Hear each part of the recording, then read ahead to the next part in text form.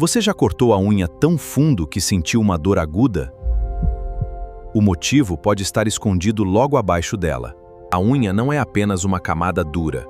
Logo abaixo dela existem tecidos vivos, pequenos vasos sanguíneos e terminações nervosas muito sensíveis. Quando você corta apenas a parte livre da unha, o cortador permanece longe das estruturas mais sensíveis. Mas quando você tenta cortar cada vez mais fundo, o cortador começa a chegar perto de uma região que deveria permanecer protegida. Esses nervos funcionam como sensores. Eles detectam pressão, toque e, principalmente, quando algo está causando dor.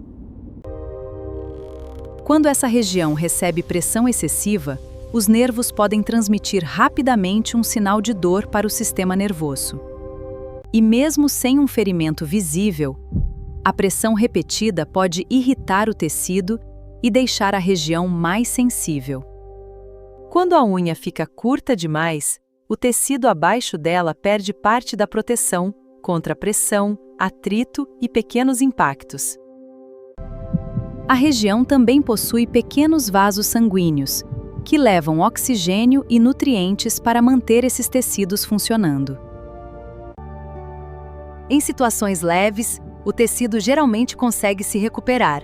O mais importante é evitar continuar traumatizando a região. Por isso, prefira pequenos cortes e evite tentar chegar até o limite da pele.